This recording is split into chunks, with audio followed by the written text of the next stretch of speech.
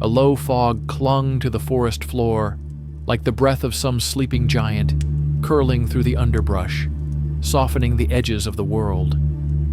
The trees here were old, impossibly old, their bark mottled with age, their branches tangled in whispers. In this hushed cathedral of pine and shadow, silence had a sound like memory, like waiting. Somewhere deep in these woods a branch snapped, not the brittle tremor of a squirrel, but something heavy, deliberate. Then nothing. Only the slow exhale of wind through needled boughs and the cold stillness of soil that had not been turned in centuries. People don't come here, not anymore. The trails are long since vanished, swallowed by moss and time. But stories? Stories never leave. The tribes that once lived beneath these canopies spoke of a being that was not quite beast and not quite man. A guardian, a warning, a shadow with eyes. They did not call him Bigfoot. They had older names, names too sacred for careless tongues. But always the shape was the same, tall as a bear, covered in hair like the wild things, yet walking upright, watching, disappearing like smoke at the edge of a firelight. He left no bones, only footprints, massive, human-shaped, deep enough to collect rain. Hunters would follow them, thinking themselves brave, until the trail veered into places no living creature had cause to tread. Over cliffs, through stone, across frozen rivers that left no mark but his. Some say he is a relic, a leftover from a time before time, when beasts and men had not yet parted ways. Others say he is the forest itself, incarnate, risen in flesh to punish those who take too much or walk where none are welcome. There are those who believe he is real, and those who are sure he is not. But belief is not required. The stories keep walking, even when the witnesses stop. The earliest accounts written by European settlers tell of encounters too strange to name. Long before the name Bigfoot was scrawled across newspapers, fur traders whispered of giants in the woods.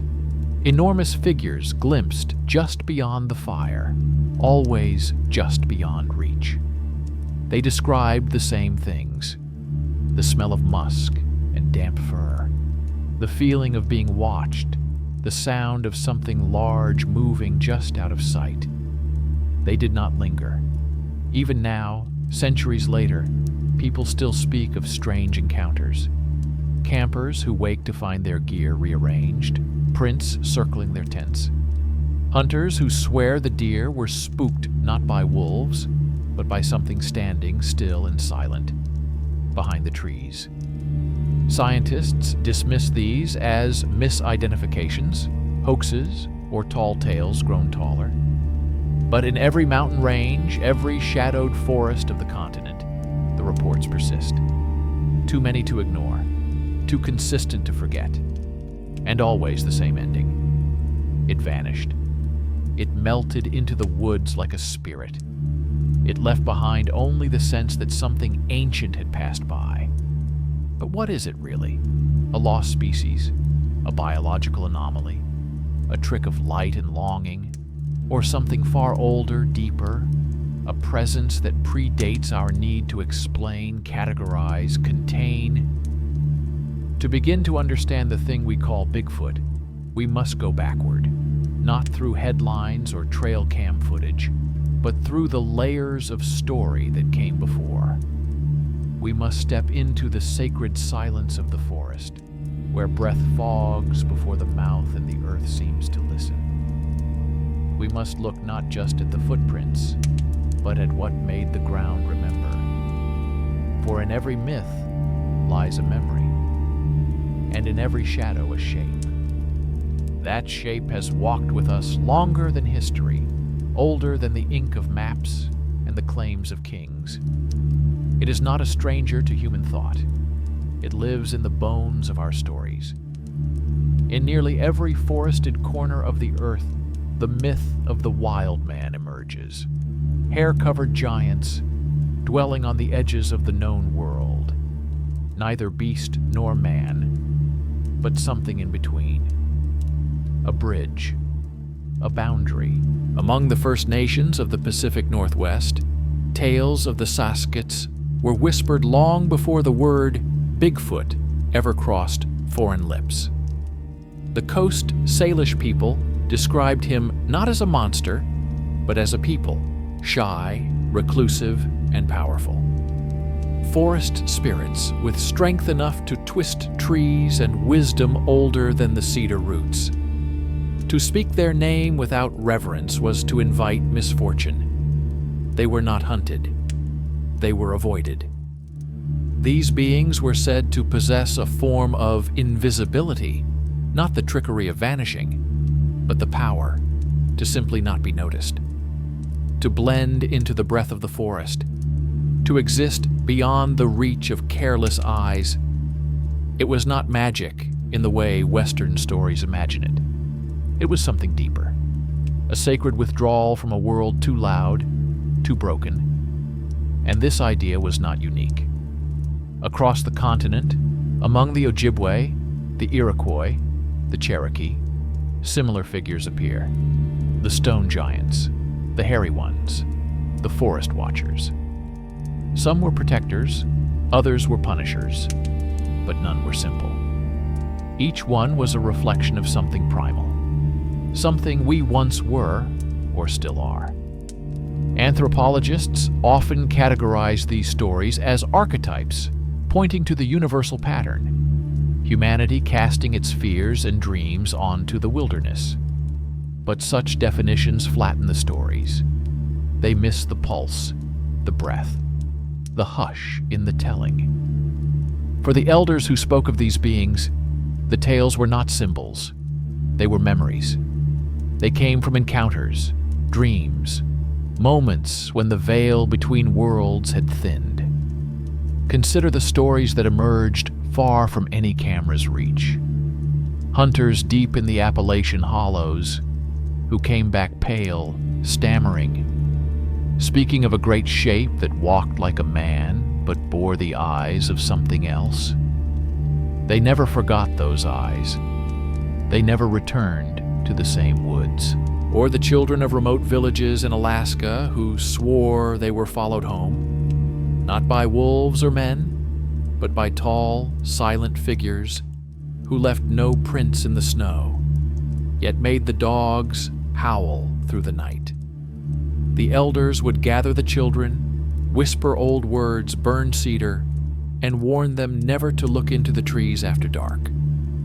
What unites these stories is not the details, but the weight they carry. A shared intuition that there is something watching us from the trees. Not evil, but ancient. Not monstrous, but other. And always just out of reach. Science demands evidence, footprints, hair samples, bones. But the shape in the woods does not offer such proofs. It gives only presence, only the prickling of the neck, the sense that something immense and unknowable has turned its gaze toward you, then vanished before you could name it. Those who have felt it rarely speak of it lightly, because the moment you feel it, that vastness, that watching stillness, something changes. The world becomes porous. The line between what is and what might be thins, and you begin to remember something. Not with the mind, but with the body. A memory older than your name. It is in that liminal place, between knowledge and forgetting, fear and reverence, that the legend of Bigfoot truly lives. Not in evidence, but in experience. Not in truth, but in presence. And presence, in the deep woods, is everything. There is a kind of knowing that does not come from books or maps. It comes from silence, from the way the trees lean in when the wind stills, from the hush that falls when something enormous chooses not to make a sound. The woods are fluent in these silences, and those who have walked them long enough learn to listen. Loggers in the Pacific Northwest sometimes tell of sudden stillness, not just quiet, but absence. A suffocating hush that falls with no warning, as though the forest itself is holding its breath. Tools pause mid-swing, cigarettes burn to ash unnoticed. And then a snap, a single crack of a branch far too thick for any deer. The sense that something vast has moved, not away, but closer, closer and unseen. They know better than to chase it. Others have tried. In the late 1950s, an outbreak of sightings along the Six Rivers National Forest brought reporters, hunters, and opportunists flooding into the hills. They came with cameras, plaster for prints, rifles, tools of proof. What they found were footprints the size of frying pans, sunk deep into river mud, hair tufts caught on bark, echoes in the night, but no creature. The name Bigfoot was born from this frenzy, coined by a newspaper editor to sell headlines, and sell it did. The Wildman became a cultural phenomenon overnight, a curiosity, a joke, a product. But beneath the carnival mask, the old story remained. The native names were forgotten, replaced with a term that was broad, blunted, safe: Bigfoot. As though reducing the being to the size of its foot would make it easier to hold, to laugh at, to dismiss. The forest, however, does not care for names. It remembers the older ones, and it continues to whisper, because the shape still walks. What science cannot hold, story does. And the story grew, not tamed by cameras or skeptics, but fed by encounter. For every photograph exposed as a hoax, there came a dozen new tales. Fresh footprints, eyewitnesses, voices trembling in interviews, men who had not cried in decades weeping as they described what they saw. They weren't trying to convince. They were trying to unburden. And in these moments, a strange pattern begins to emerge. Not in the sightings themselves, but in what they awaken. Those who speak of Bigfoot often describe a feeling that lingers, a transformation, as if the forest has peeled back a layer and shown them something they didn't know they were missing. Wonder, terror, reverence. Not all who see the shape are afraid. Some feel seen, as if the watcher behind the trees recognizes something in them. A kinship, not of blood, but of remembering. Could it be that Bigfoot, in whatever form he takes, is not just a creature, but a threshold? A place where the modern self meets the old soul? A mirror made not of glass, but of bark and moss and breath? In every culture, there are guardians of the wild, beings who stand at the border between the human world and the untouched. They do not attack. They do not chase. They appear. They vanish. Their presence alone is enough. Perhaps that is why Bigfoot remains. Not as proof, but as reminder that there are places we do not own, paths we cannot chart, eyes that see us from the green darkness, not with malice, but with the silence of witness. There is something unsettling about being watched in a place where no one should be. It's not fear in the conventional sense. It's older. It bypasses logic and settles directly into the spine. That involuntary tightening of breath, the sense that you have entered a story older than yourself, one where you are not the narrator, but the observed.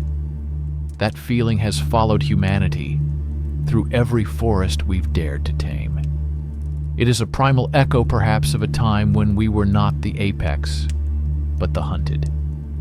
Or perhaps it is something else entirely, a spiritual instinct, a brush with presence that defies the taxonomy of animals and science, a presence that watches not as predator, but as judge. Among the Hupa and Yurok tribes of Northern California, there are stories of a race known as the Oma, the boss of the woods. These beings were not to be spoken of casually. To do so was to invite attention, and attention from the forest is not always a blessing. The Oma were said to live in the deepest folds of the mountains, emerging only when balance had been disturbed, when too much had been taken, or when sacred places had been trespassed. They were not monsters. They were reminders.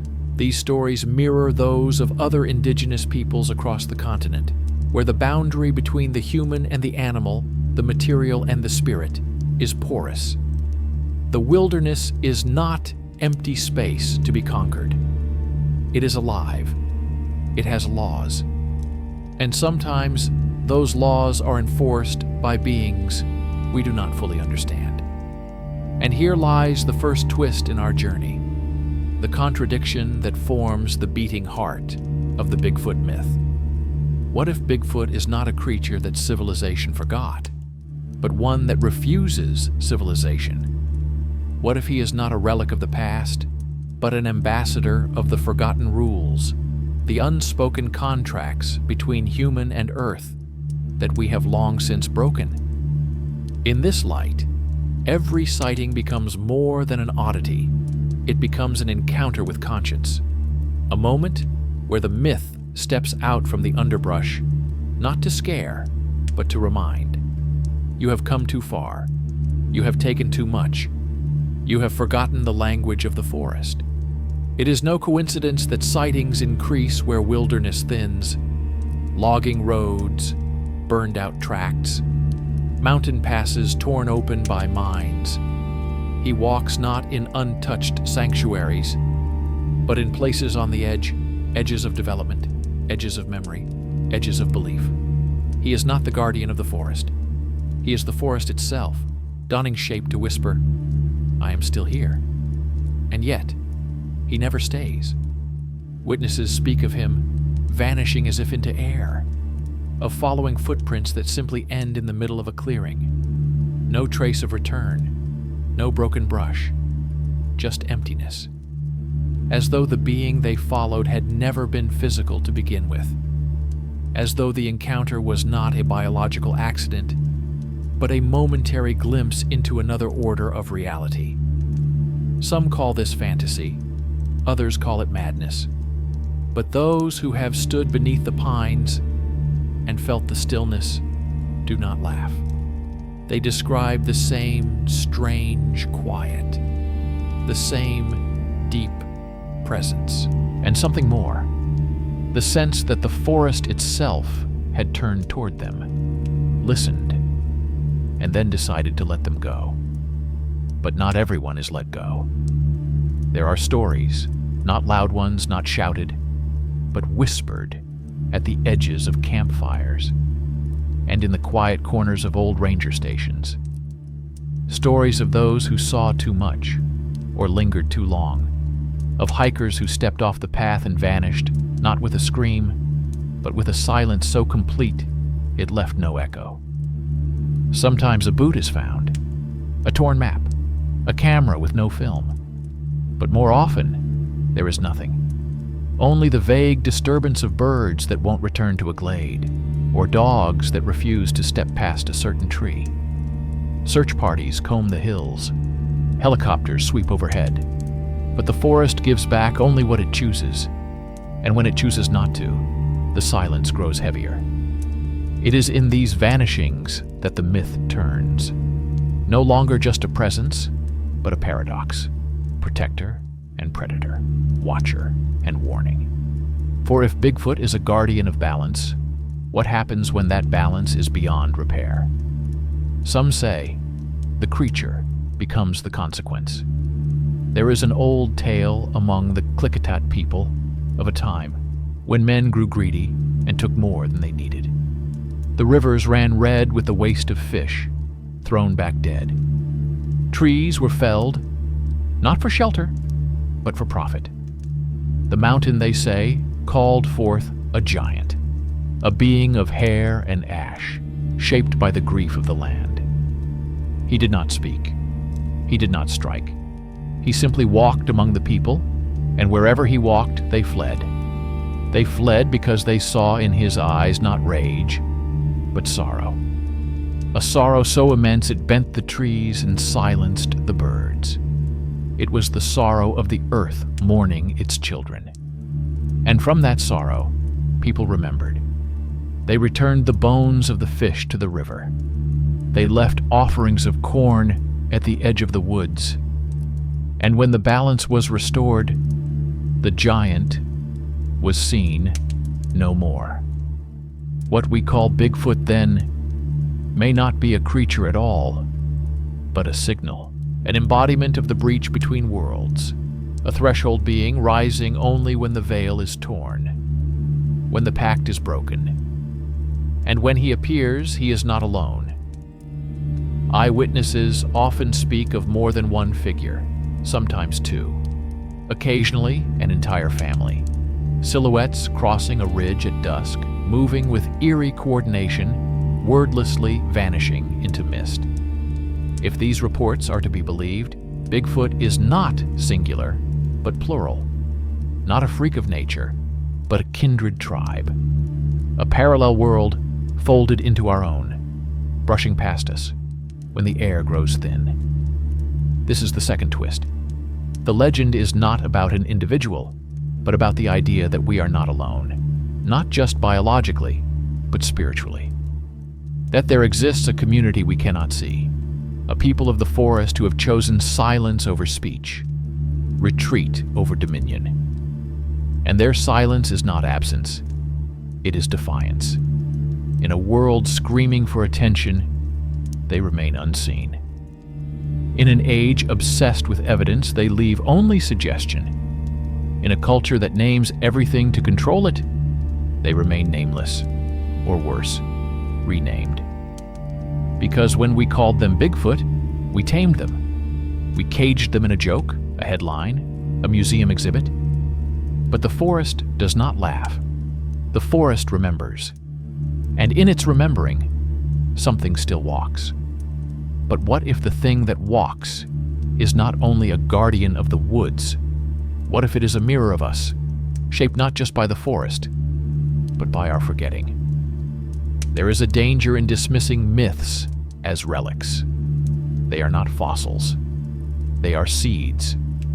And when the right winds blow, when the world grows hungry for meaning again, they bloom, sudden and strange, into the cracks of modernity. Bigfoot is not just a being seen in the wild. He is a symptom of what we have lost, of what still haunts us beneath the skin of asphalt and order. In the 20th century, as cities swelled and silence became rare, sightings surged, not just in forests, but at the very edges of development. Logging sites, power lines, suburban backyards pressed against old woods. The creature stepped closer, or we stepped further in. Either way, the boundary blurred. And with that blur came another mystery, not of presence, but of absence. Why, if this creature is real, has no body ever been found? No skeleton bleached beneath the trees? No dead giant felled by accident or time? Some say the answer is simple. The body returns to the earth. These beings are part of the forest's rhythm, not separate from it. When one dies, the others bury him, deep beneath moss and root, in places no shovel will ever find. Others suggest something stranger, that these beings do not die as we do, that they pass between worlds, slipping out of the physical when their work here is done. Still others, haunted by their own sightings, have whispered a more unsettling idea, that the creature is not entirely physical to begin with. Hunters who swore they shot at it, clean, steady aim, describe no wound, no blood, only a moment where the bullet passed through and the creature simply shimmered, as if the shape had thinned, as if it were only half here. They question themselves, replay the moment, try to fold it back into logic. But logic does not walk with you in the deep woods. This is the third twist. What if Bigfoot is not a species, but a state? A presence that takes form only when certain conditions are met. When belief sharpens, when silence thickens, when the human mind lets go of its armor and remembers the language of awe. Those who have studied the old traditions speak of liminal beings, creatures that dwell in thresholds, between human and animal, between night and day, between the seen and unseen, the Celtic Selkie, the Norse Draugr, the Slavic Leshy, and now perhaps the North American Wildman. They do not belong to one world or the other. They appear when the balance falters, when stories are needed most. Not to answer, but to ask. What if that question is not about them, but about us? We built fences, maps, clocks, and names to keep the wild world at bay. But the wild world never left. It watches from the trees. It walks on two legs. It leaves footprints too deep to fake and too fleeting to photograph. And when we see it, even for a second, it is not curiosity that fills us. It is recognition. The forest gives no explanations. It gives only encounters. And when you return from one, you are no longer the same. This change is not immediate. It doesn't strike like lightning. It lingers. A shift in the marrow. Subtle but irreversible. Colors seem different. The forest no longer looks like scenery. It looks like something alive. Something aware. You feel watched, not by a threat, but by a presence that remembers you, as though the woods have marked you in silence, and now, wherever you go, a piece of that stillness walks with you. Such transformations are not unique to Bigfoot encounters. They are found in ancient rites, in the initiatory visions of shamans, in pilgrimages to the edge of known lands. They begin with contact, a fleeting, unexplainable moment, when the boundary breaks. What follows is a process, not of understanding, but of unmaking. Bigfoot, in this sense, becomes not just a symbol of mystery, but a catalyst for it. He appears at the threshold between our world and the old one, a guide without guidance, a face without face, drawing us toward the truth we have forgotten. That not all knowledge comes in words, and not all encounters can be solved.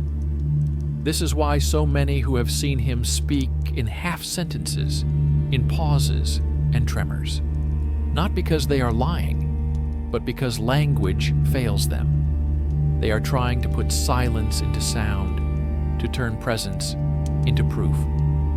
One man described it this way: it felt like walking into a church that didn't want you there, holy and heavy.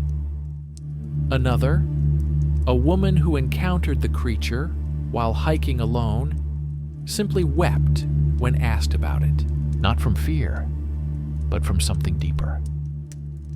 "I saw something," she said, "and it saw me back, really saw me." These testimonies are echoes of something older than folklore. They carry the shape of an archetype, the moment when the mask of the world slips, and something vast and unspeakable peers through.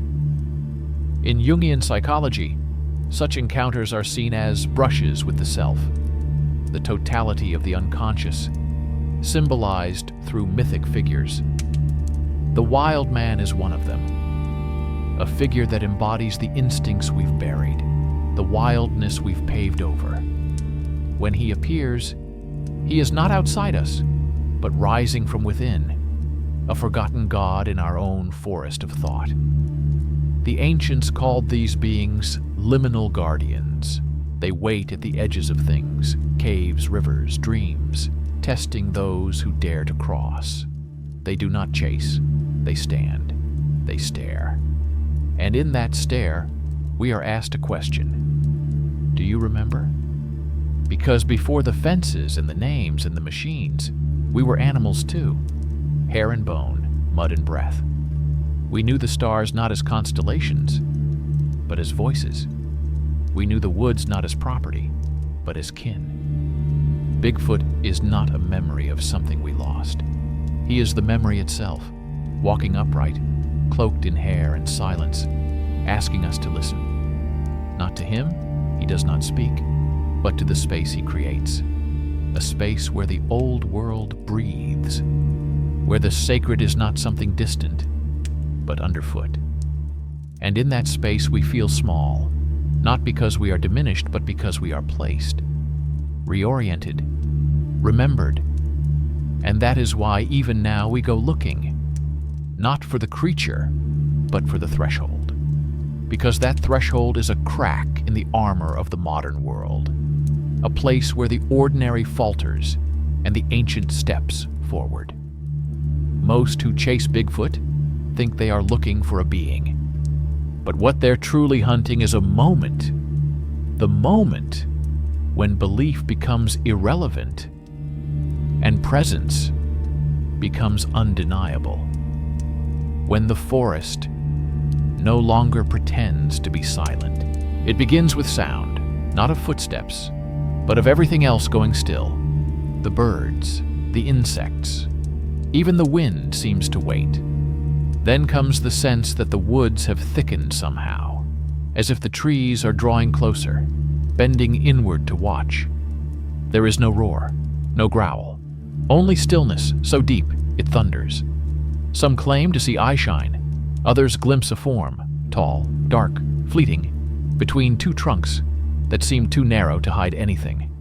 But all agree on the feeling, awe laced with dread, a reverence not for danger, but for depth, a depth they cannot name.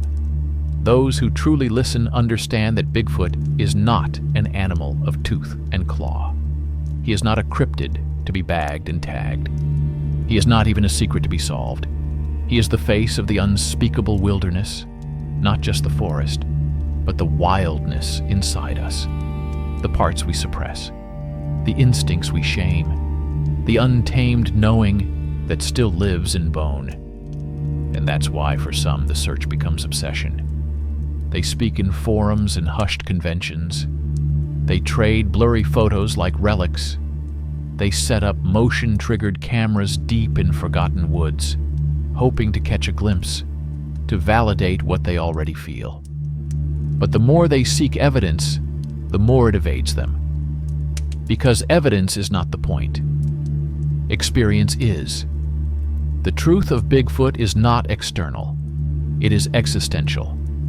It lives in the unease of a culture that has paved over every mystery it could not monetize. We have drained the rivers, carved highways through ancient lands, mapped the heavens, and written equations for fire.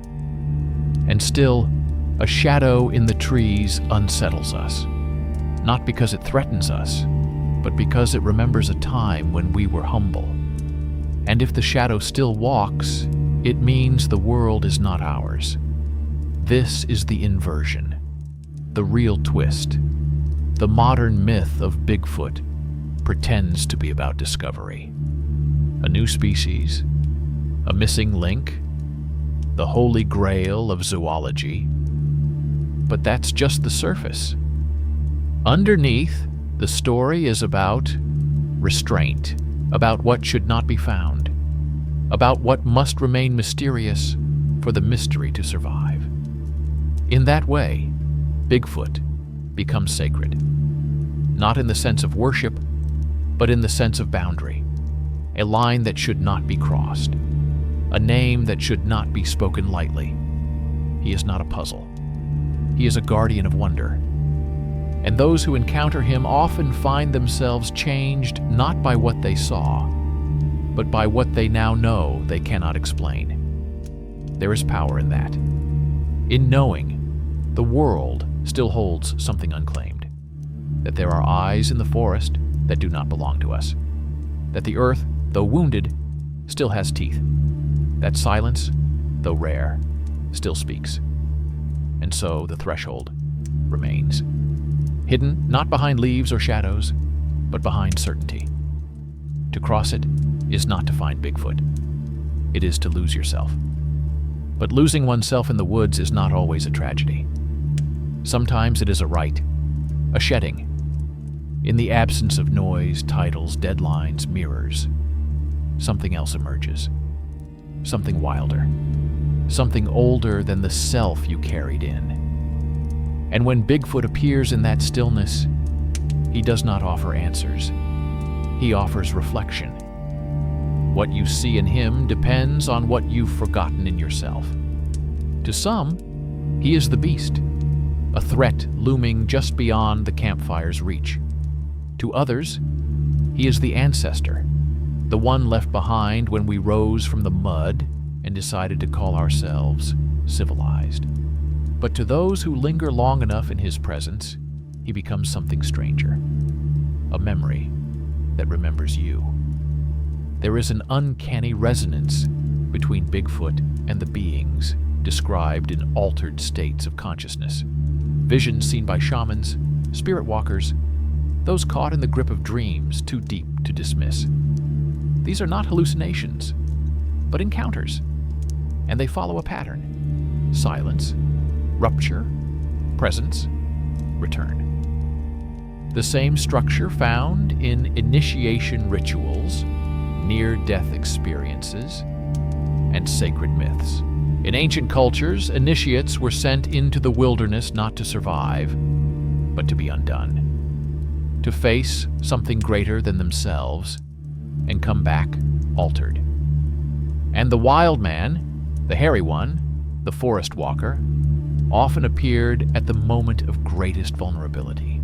A teacher, a tester, a threshold made flesh. Modern psychology would call this the encounter with the shadow, the confrontation with the parts of ourselves we bury.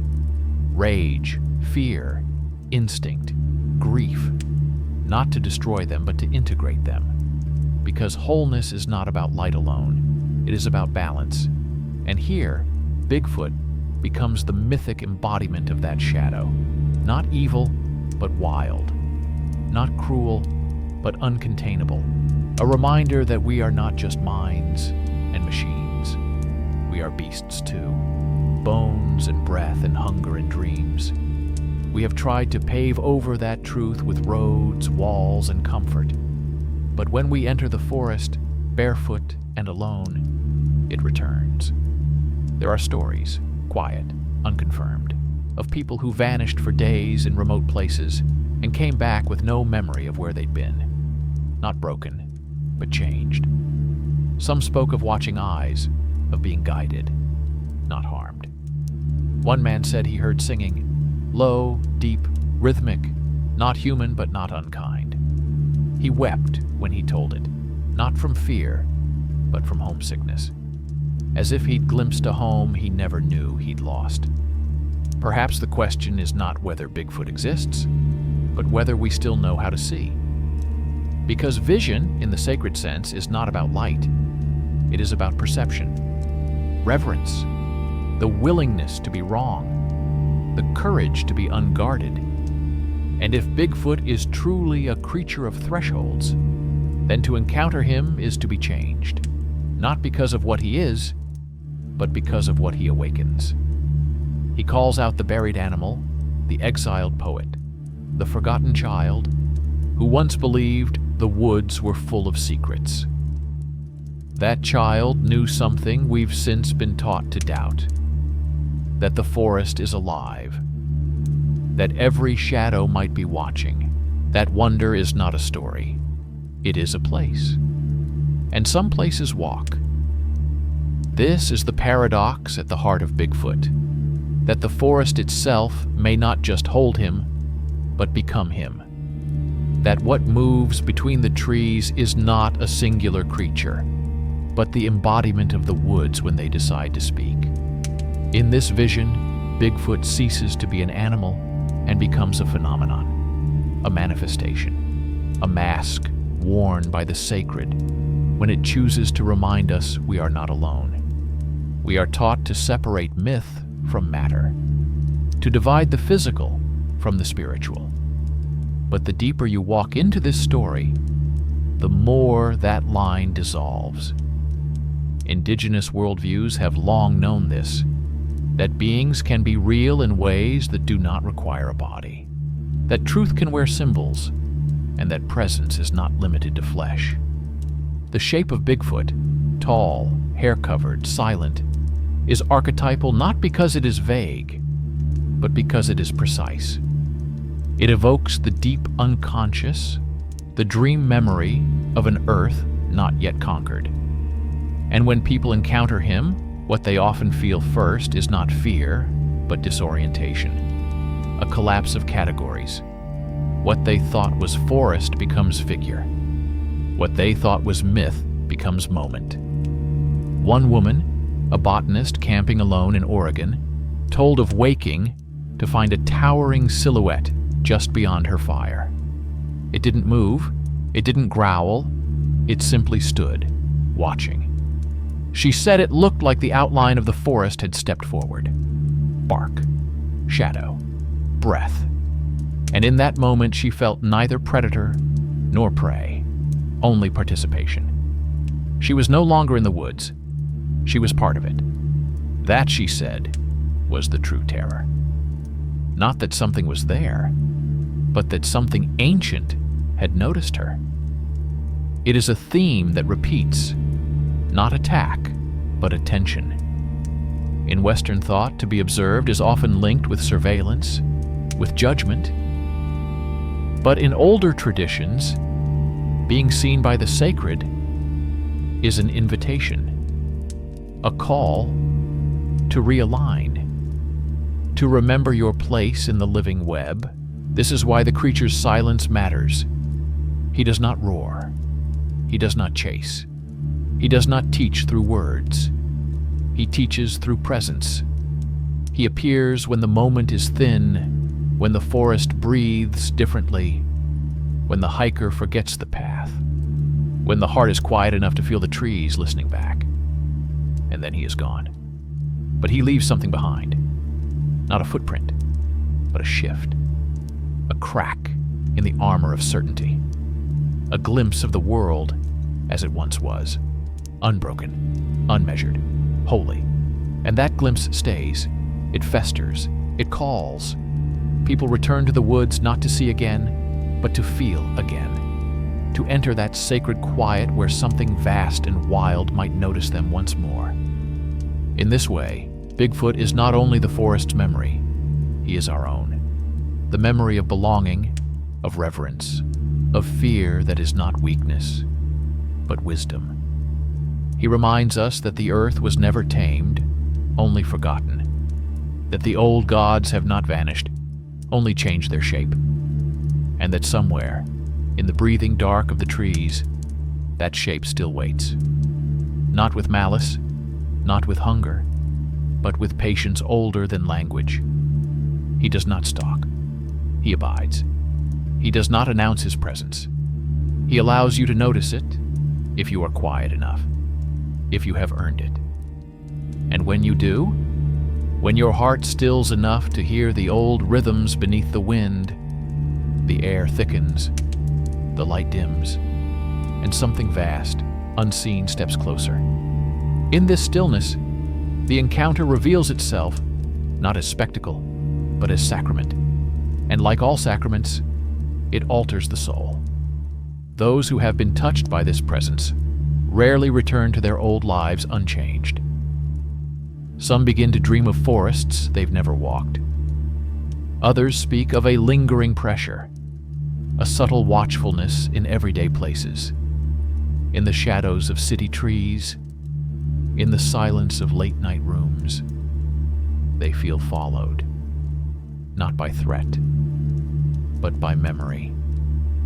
Because Bigfoot does not just walk the woods. He walks with you after. And this is where the mystery turns inward, where the myth slips from the world of sightings and signs into the territory of the psyche. What begins as an external pursuit, a creature, a proof, a footprint, becomes an internal pilgrimage. You set out to find him, but in the end you find yourself. or something older than yourself. There are reports, strange and seldom spoken, of people who saw the creature and later began to withdraw from society. Not in madness, but in transformation. They left jobs, sold homes, moved to the edge of things, forest towns, mountain hollows, river bends. Their families said they had become quiet, not broken, just elsewhere. One man, a former pilot, described it this way. I looked into his eyes and forgot my name, and for a moment I felt peace. These are not the ravings of delusion. They are the testimonies of myth touched by flesh.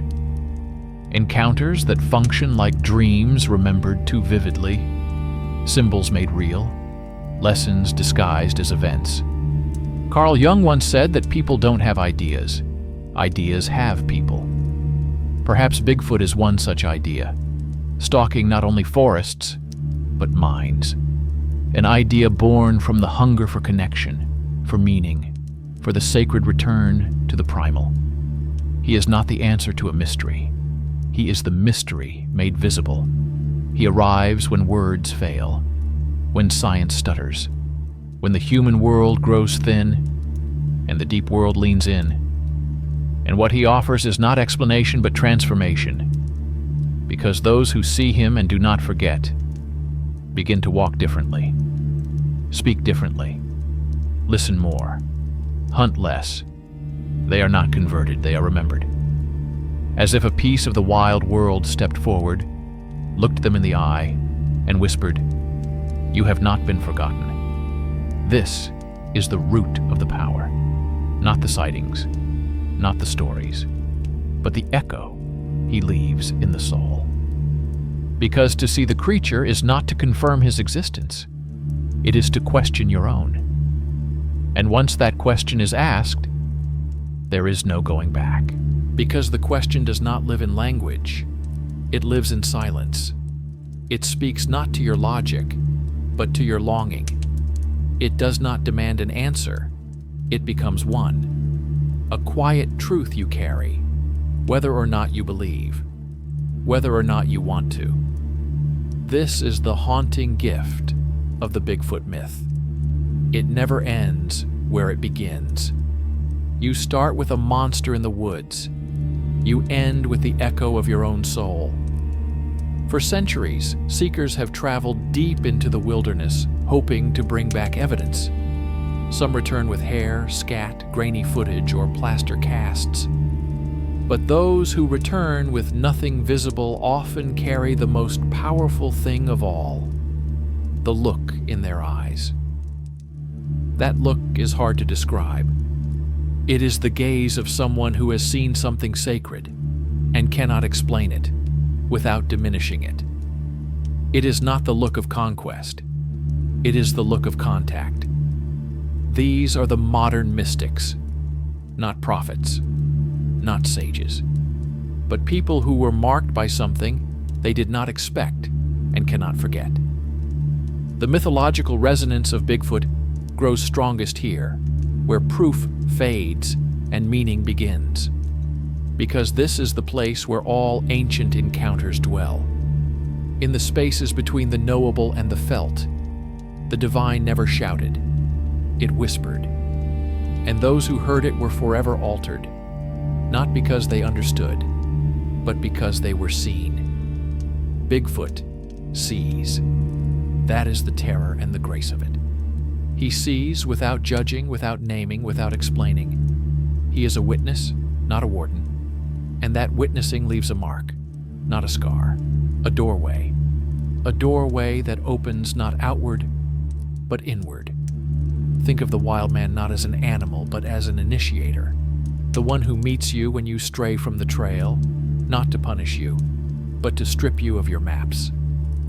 In the old rites, such figures were common. The masked elder, the forest god, the trickster. They did not kill. They transformed. They interrupted the story you thought you were living and replaced it with something older, harder, more real. And what is Bigfoot if not that? A myth that walks, a ritual disguised as a creature, a forest dressed in flesh, reminding us that we are not the center of the story, only one thread in the tapestry. There are those who try to bring him into the lab, to measure him, label him, display him behind glass, but he slips through nets, dodges lenses, steps out of sight, just when the shutter clicks. Because he is not meant to be caught. He is meant to be known the way a dream is known, by feeling, not by fact. And so the deeper truth begins to take shape. Bigfoot is not a thing to be found, but a mystery that finds you. He is not a creature of the forest. He is the forest, taking shape to meet you in the moment you forget your name and remember the world. This is why there is no going back. Because once you've stood in that presence, real or imagined, flesh or symbol, you are no longer alone in the trees. You are seen, and that seeing stays with you in ways the world cannot take away. It lingers like the scent of pine after rain, or the hush of snowfall that muffles the world into reverence. It is not dramatic, it is not loud, but it reshapes you, slowly, quietly, the way rivers reshape stone. You move through the world as you did before, and yet you do not, because now the trees feel closer. Now the stillness holds weight. Now, when you walk a trail and find yourself alone, you no longer feel alone. This is the spiritual residue of the encounter, not the thing itself, but the haunting of its possibility. A doorway left ajar in the soul, through which wind sometimes whispers things you cannot quite translate. And in this whisper lies the most intimate truth of all. The myth of Bigfoot is not just about the forest. It is about our disconnection from it, our longing, our guilt, our hunger for the wild we've pushed to the edges of the map. He is the consequence of forgetting, but he is also the invitation to remember what it feels like to belong to a world that does not revolve around you, to remember that awe is not a weakness, but a compass, that fear can be sacred, that the unknown is not an enemy, but a teacher. This is why, despite the ridicule, the blurry photos, the hoaxes, the scoffs of skeptics, the myth survives, not because it has been proven, but because it has been felt. It endures not on the page or the screen, but in the lungs of those who breathe the forest deeply and feel something ancient stir. And those who laugh, they do not understand that the myth is laughing back, not cruelly, just patiently. Because Bigfoot does not need belief. He needs silence, stillness, space.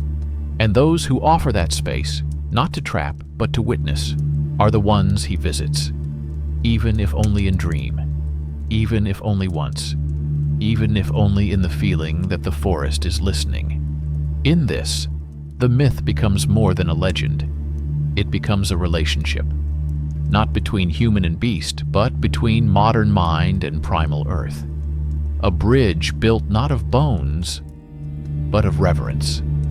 There are stories now increasingly of people who do not seek Bigfoot as a prize, but as a pilgrimage, who walk into the woods not with cameras, but with offerings, tobacco, cedar, silence. They do not chase, they wait. And sometimes, in that waiting, they feel it, the shift, the watchful quiet, the deep presence behind the veil. These seekers are not fools.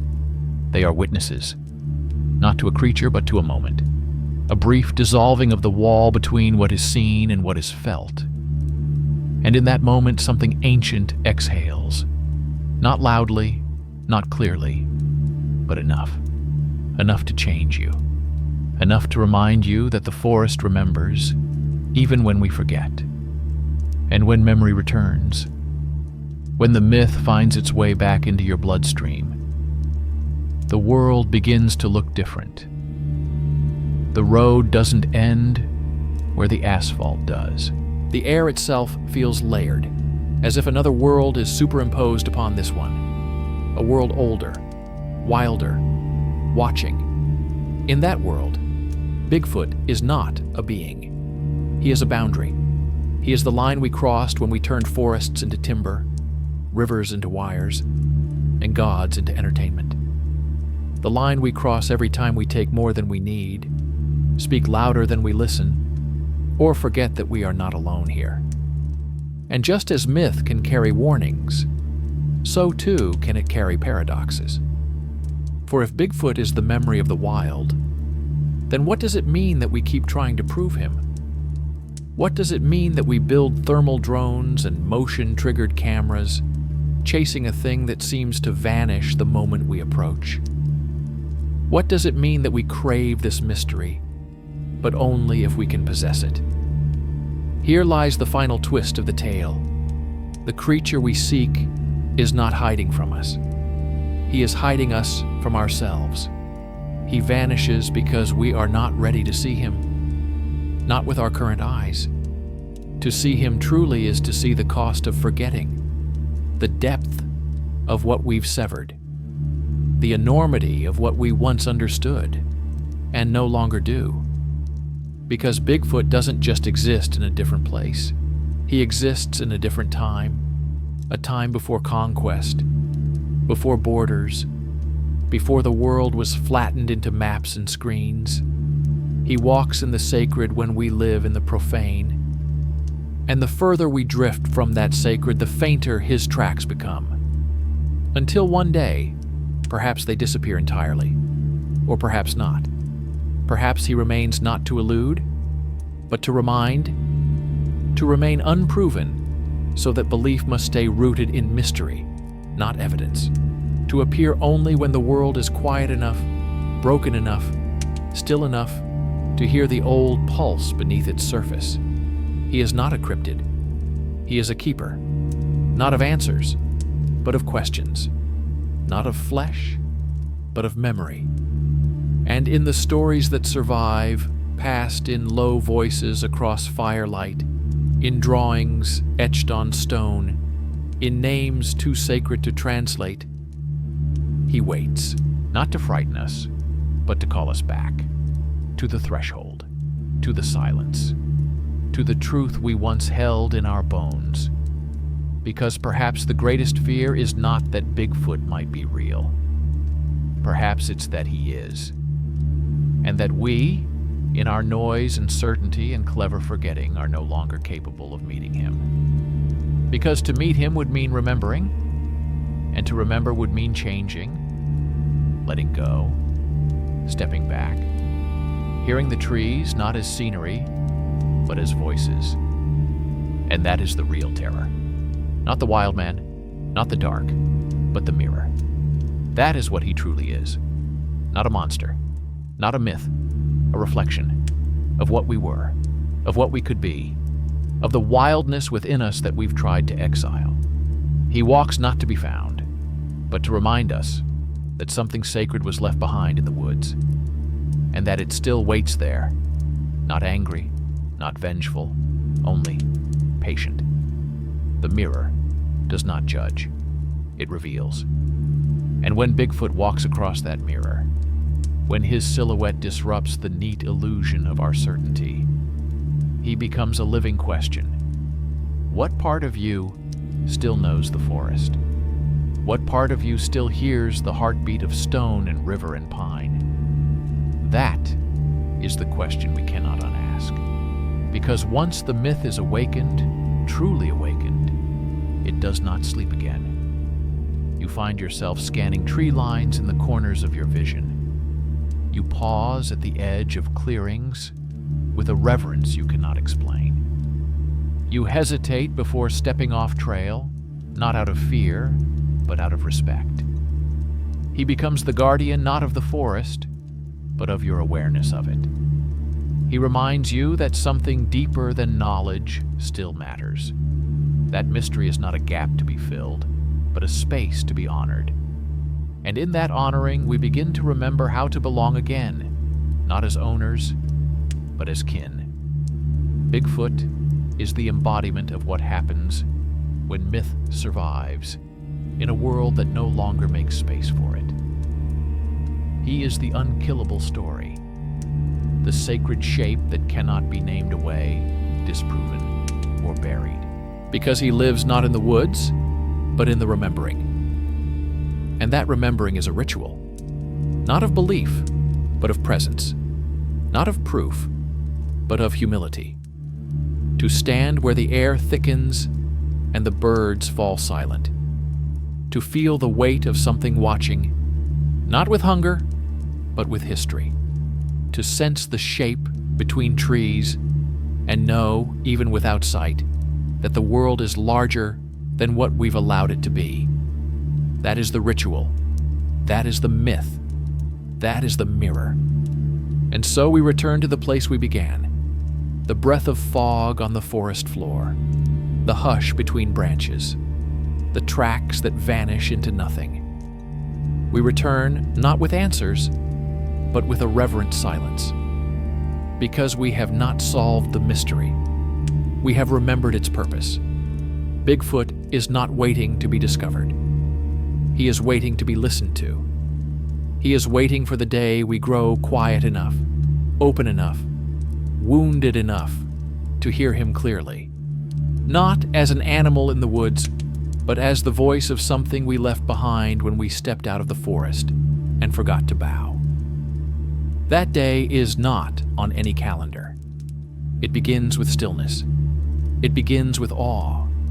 It begins with the whisper of leaves and the shape in the trees. It begins with the mirror. Thank you for walking with me through the old growth, for following the echoes of a myth that still breathes beneath the canopy. These stories are not meant to be captured. They are meant to be carried. If this journey stirred something ancient in you, I invite you to join us again. There are many more shadows to explore, and many more forgotten truths to remember. Until next time, keep listening to the silence.